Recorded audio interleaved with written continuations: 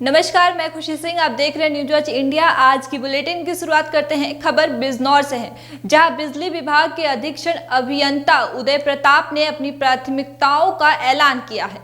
उन्होंने कहा कि उपभोक्ताओं को गुणवत्तापूर्ण बिजली आपूर्ति सुनिश्चित की जाएगी और सभी उपभोक्ताओं को सही मीटर रीडिंग और बिल मिलेगा। स्मार्ट मीटर लगने की योजना भी जल्द लागू की जाएगी, जिससे उपभोक्ताओं को सही बिल और रीडिंग से संबंधित समस्याओं से छुटकारा मिलेगा। खबर सुल्तानपुर से है, जहां बंधु आकला थाना क्षेत्र में एक भवन के मरम्मत कार्य के दौरान अचानक भवन का एक हिस्सा ढह गया, जिससे 5 मजदूर घायल हो गए। राहत और बचाव कार्य जारी है और घायलों को जिला अस्पताल भेज दिया गया। मौके पर पहुंची पुलिस भी रेस्क्यू के कार्य में लग गई। थाना अधीक्षक विजय सिंह के मुताबिक 5 घायलों को उपचार के लिए अस्पताल भेज दिया गया है। खबर बिजनौर से है, जहां नूरपुर थाना क्षेत्र में चोरों ने एक मकान के ताला तोड़कर सोना चांदी की ज्वेलरी और नकदी चोरी कर ली है। पीड़ित परिवार ने पुलिस में कार्रवाई की मांग की है। साथ ही महिला का कहना है कि चोरी की गई ज्वेलरी और नकदी की कुल कीमत लगभग 4 से 5 लाख रुपए है। क्या नाम है आपका? जी, इसरार अहमद। कहाँ के रहने वाले? दरियापुर सर। क्या घटना हुई आपके? हाँ, हमारा सर जो है चोरी हो गई। जिन्ने पिन्ने के सब चीज के गेट पेट सब खुले हुए थे सर। कब हुई है? ये हम जो शादी में थे सर, कहाँ पर? सिरकोट। तो आपको कब जानकारी हुई? अब जो दिन छिपा है सर, क्या चोरी हुई? जब आके देखा तो सब कुछ खुला पड़ा था। इसमें ब्लैंकेट से भी कुछ जेवरात वो तो सब नहीं पता है सर। लगभग कितना नुकसान हुआ? बहुत नुकसान हो गया सर। आप कहाँ बताऊं, मैं उन्हें मालूम है ना। मैं तो क्या चाहते हैं? मुझे निर्णय चाहिए सर, मुझे सामान चाहिए, कैसे भी दे दो आप। पुलिस को सूचना दिया? दे दी सर। क्या हुआ? कह रहा ठीक है सर, उनसे भी होगी। खबर मेरठ से है, जहां आंगनबाड़ी कार्यकर्ती मीनाक्षी ने आरोप लगाया है कि अस्पताल प्रबंधक ने उसे इलाज के लिए भर्ती किया, लेकिन अब इंश्योरेंस पॉलिसी मानने से इनकार कर 80,000 रुपए का बिल मांगा। इस पर पीड़िता ने अस्पताल प्रबंधक पर गंभीर आरोप लगाए हैं। देखिए, बंधक तो कोई किसी को नहीं बना सकता। ये हॉस्पिटल है, हम यहाँ पे मरीजों का इलाज करने के लिए हैं। ये मरीज मीनाक्षी, उन्होंने अपनी एक पॉलिसी कराई थी गलत इंफॉर्मेशन देके कि उनकी कोई पास्ट में कोई सर्जरी नहीं हुई। इस बेस पे इनको पॉलिसी इशू हुई। पॉलिसी का ये रूल होता है कि कम से कम 3 साल तक अगर आपकी पॉलिसी तभी सर्जरी आप तभी करा सकते हैं अगर आपकी पॉलिसी 3 साल पुरानी हो और पुरानी कोई आपकी सर्जरी ना हुई। अब इन्होंने झूठ बोल के अपनी पॉलिसी कराई।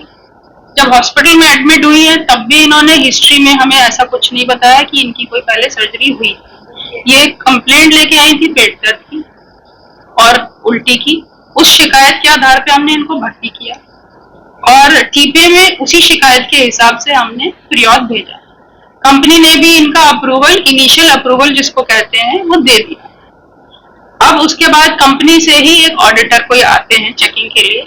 जब वो आए तो जब इनके पास ही पहुंचे, इन्होंने खुद अपने मुंह से ये बताया कि मेरी पहले एक सर्जरी हो चुकी है। जब ऑडिटर को ये पता चला इनकी पुरानी कोई सर्जरी हो चुकी है, उस आधार पे उन्होंने उस केस को रिजेक्ट कर दिया। अब जब केस रिजेक्ट हो जाता है तो जो भी बिल बचता है, जितने का भी बिल बनेगा, वो मरीज को देना होता है। ये चीज हम इनिशियली लिखवाते भी हैं कि अगर किसी वजह से टीपीए में कोई रिजेक्ट हो जाएगा केस, तो मरीज के तीमारदारों को उसका पेमेंट देना होगा। इस चीज की उन्होंने लिखित में हमें कंसेंट भी दी हुई है, सहमति दी हुई है कि हम अगर कुछ रिजेक्शन होगा तो हम इसका पेमेंट देंगे। मैडम, महिला ये कह रही है कि मेरा पैनल से जो इंश्योरेंस पास हुआ था उसमें डॉक्टरों ने आश्वासन दिया था कि हम आपका जो है इलाज कर देंगे। उसके बाद अब डॉक्टर अपना पल्ला झाड़ रहे हैं। 80,000 रुपए का बिल बना करके दिया। देखिए, डॉक्टरों ने तो इलाज किया है। 6 दिन से मरीज भर्ती है। उनकी जिस शिकायत से वो भर्ती थी वो इलाज हुआ है। अब उनको कोई शिकायत नहीं है। अगर कोई प्राइवेट हॉस्पिटल है तो फ्री में इलाज तो नहीं करेगा। कंपनी या तो पैसे देती है या मरीज पैसे देता है।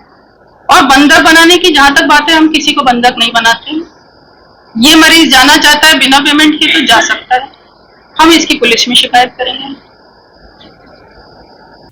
खबर संभल से है, जहां जिलाधिकारी डॉक्टर राजेंद्र पैंसिया ने तहसील चंदौसी में अतिक्रमण विरोध अभियान को लेकर 3 दिनों तक जन सुनवाई करने का निर्णय लिया है। इससे पहले शिकायतकर्ताओं को शिकायत दर्ज कराने की सुविधा होगी। पहले दिन 30 शिकायत दर्ज किए गए, जिसमें 6 अतिक्रमण से संबंधित थी। यहाँ लगातार 7-8 दिन से अतिक्रमण से संबंधित अभियान चल रहा था। तो जो कुछ लोग थे वो लगातार बहजोई हेडक्वार्टर पे आ रहे थे, तो हमने तय किया कि इस बार सोम, मंगल और बुध 3 दिन जो जन सुनवाई है हम यहाँ करेंगे। इसके लिए हमने प्रेस विज्ञप्ति भी जारी की है और आज यहीं पे जन सुनवाई की है, ताकि यदि किसी को भी किसी प्रकार की कोई समस्या हो तो सीधे हमसे यहीं आके मिले। यहाँ से 15-20 किलोमीटर दूर बहजोई हेडक्वार्टर पर उनको नहीं जाना पड़े। सर, आज कितने लोग मिले होंगे आपसे इस समय? मुझे लगता है लगभग 30-35 शिकायतें तो आई है, जिसमें से जो अतिक्रमण की है वो 6-7 होगी ज्यादा से ज्यादा। बाकी सामान्य अन्य जन शिकायतें हैं, ग्रामीण या अन्य किसी विभाग की। सर, जनता में आपकी कार्यशैली की काफी प्रशंसा हो रही है, तो क्या संदेश देंगे जनता के? माननीय मुख्यमंत्री महोदय के निर्देशों के अनुरूप और शासन की मंशा के अनुरूप हम काम करते हैं, और जो भी काम है वो जनता के लिए होना चाहिए, और जनता और शासन और प्रशासन तीनों के अंदर जो गैप है वो 0 रहना चाहिए। हमारा यही प्रयास है। खबर हमीरपुर से है, जहां सर्दी के पहले दिन कोहरे ने दिखाया अपना असर। तापमान 17 डिग्री सेल्सियस तक गिर गया है और लोग सड़क पर वाहन लाइट जलाकर चलने को मजबूर हैं, ताकि कोई सड़क हादसा होने से बच सके। खबर सहारनपुर से है, जहां थाना मंडी क्षेत्र में चेन लूटने के मामले में आरोपियों को गिरफ्तार किया गया है। पुलिस ने इरशाद उर्फ लड्डू और उसके साथी अंकुर को गिरफ्तार किया है। उन्होंने सहारनपुर और मुजफ्फरनगर में भी लूट की घटनाओं को अंजाम दिया था। खबर गाजियाबाद के मोदी नगर थाना क्षेत्र से है, जहां गोविंदपुरी स्थित शिव शक्ति धाम मंदिर की धर्मशाला में निकाह कार्यक्रम को लेकर विवाद हुआ। हिंदू संगठन के लोग ने आपत्ति जताई और पुलिस को सूचित किया। ठेकेदार मनोज सक्सेना ने धर्मशाला में निकाह की बुकिंग स्वीकार की थी। इसे लेकर हिंदू संगठनों के विरोध के बाद काजी ने निकाह नहीं पढ़ा। सबनम नाम की महिला ने निकाह कार्यक्रम आयोजन करवाया था। पुलिस ने मामला दर्ज कर मनोज सक्सेना को हिरासत में ले लिया।